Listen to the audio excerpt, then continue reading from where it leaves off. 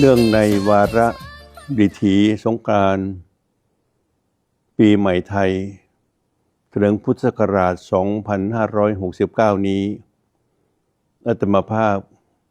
ขอปรารภธรรมมงคลเป็นพรแก่ท่านสาธุชนทั้งหลายสงกรานต์เป็นมงคลสมัยเป็นเวลาสำคัญ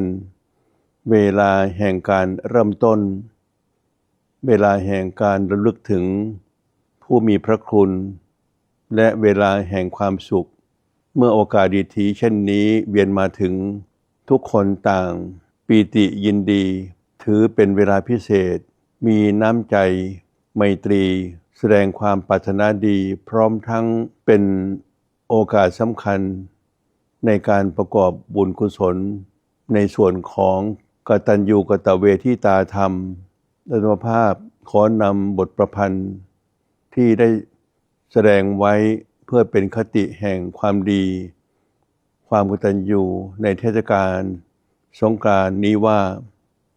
วันสงกรานต์คือวันดีขึ้นปีใหม่ของชาวไทยมาแต่ครั้งยังเป็นสยาม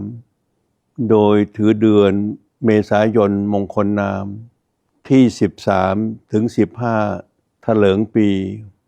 ได้สืบสานวัฒนธรรมอำนวยสินการละเล่นทุกท้องถิ่นล้วนสร้างสรรค์ด้วยไมตรีกตัญญูเชิดชูนั้นเป็นเทศกาลที่สำคัญของชาวไทยวันสงกรานต์วันกตัญญูจะชูสวัสดิ์เพื่อเสริมชาติศาสตร์กษัตริย์เกษมหรูด้วยคนไทยได้นำธรรมมาค้ำชูนึกถึงและตอบแทนผู้ทำความดีกตัญญูคือรู้คุณกันพลันปลอดทุกข์นำทุกคนให้สบสุขชีพสดใส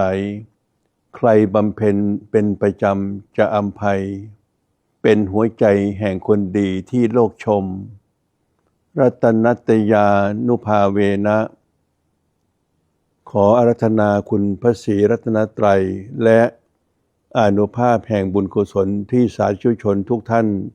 ได้ปฏิบัติบำเพ็ญตลอดมาได้โปรดขจัดสรรพทุกข์สรรพโศกสรรพโรคและอุปัฏฐวันตรายทั้งปวงให้นิราศปราศจากไปจากชีวิตจิตใจของทุกท่านขอทุกท่านประสบความสุขความเจริญในดิถีเถลิงศกปีใหม่ไทยสงกรานต์พุทธศักราช 2569 นี้และตลอดไปจงทุกประการเทอญขอเจริญพร